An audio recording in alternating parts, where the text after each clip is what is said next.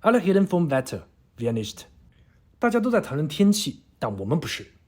这是1966年德国联邦铁路推出的一则广告语，所表达的是德国铁路的运行不受天气干扰，在当时是非常成功的一个口号。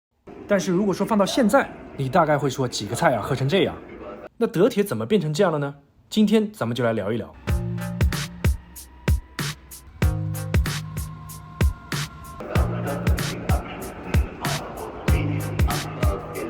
德铁是非常锻炼人的，如果你的心态不是很好，那么可以多坐几趟德铁，因为离谱的事情经历多了，心态自然就好了。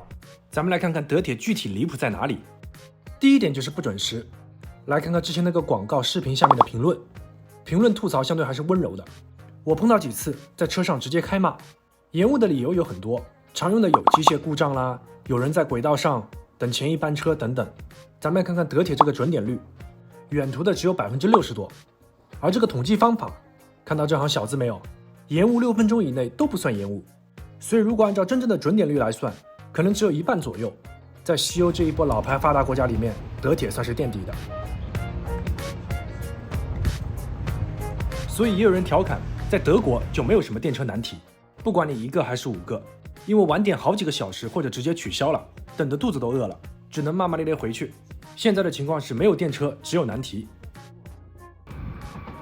其实在17、18年的时候还有将近80%的准点率，但是因为种种问题的累积，再加上前几年的9欧月票维护不过来了，直接把德铁拉爆。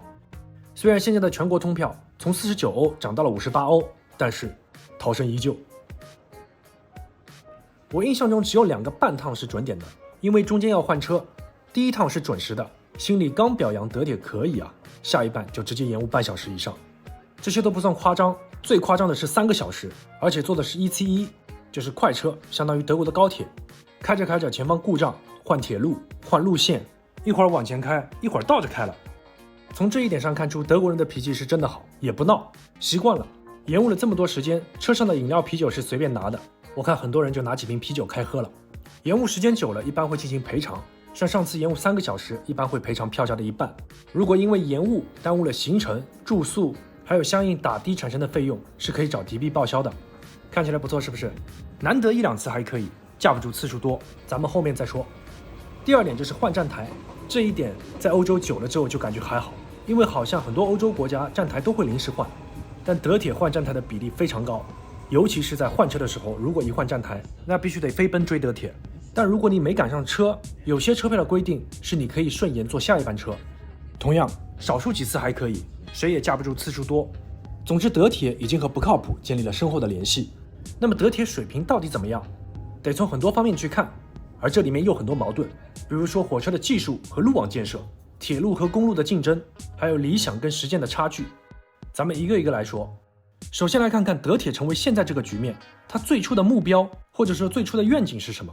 这里要稍微涉及到德铁的历史。现在的德国铁路是1994年在法兰克福成立的，由原先西德的联邦铁路和东德的国营铁路合并而成。在2000年，德铁把总部搬到了柏林，不过大量的业务还是在法兰克福开展。那问题来了，在合并之前，两德的铁路运营怎么样？其实就已经不大行了，但是基本的运营还是能确保的。这点从很多相关视频的评论回忆来看，还算是有条不紊。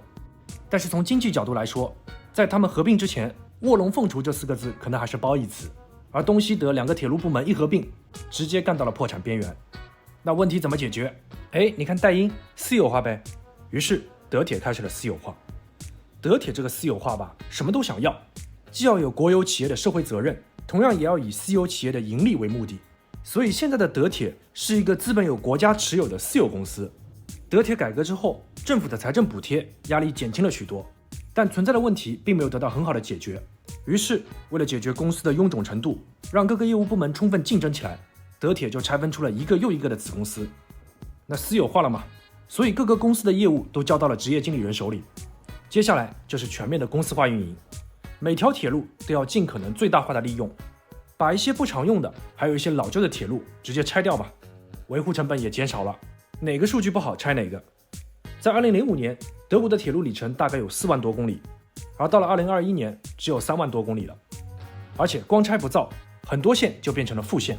德国大部分火车站快车慢车都可以停，但是只要有一辆车有问题，全线都会受到影响。光这么拆也不是办法，开源节流还需要更多的资金，那就上市呗。报表的数据都非常漂亮，但是架不住2008年的时候金融危机来了，受此影响，这个计划被无限期搁置。到了2011年，公开募股的计划被完全取消。另一方面，德国的发展过程当中也涉及到铁路和公路的竞争。德国的高速公路非常有名，有很多路段是不限速的。就德国的国土面积来说，很多时候去哪里开车比火车是要快的，所以从财政拨款来说，很大程度是往公路倾斜的。铁路嘛，运个货就可以了，开车更灵活更便捷，而且德国的油车也非常有名。在机械制造这一块，德国还是拿得出手的。别看德铁这么拉胯，但是德国的火车技术还是有点东西的。这就是德国的171。一般对于高铁的定义，旧的铁路升级之后，时速超过200公里每小时就为高铁，新的线路要求每小时250公里以上。德国早在20世纪的70年代就开始研究高铁，就是前面提到的171，也叫城际快车。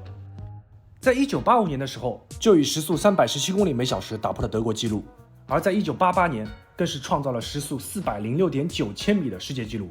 以西门子主导的德国高铁技术，在当时也是世界标杆，现在也处于世界顶尖的梯队。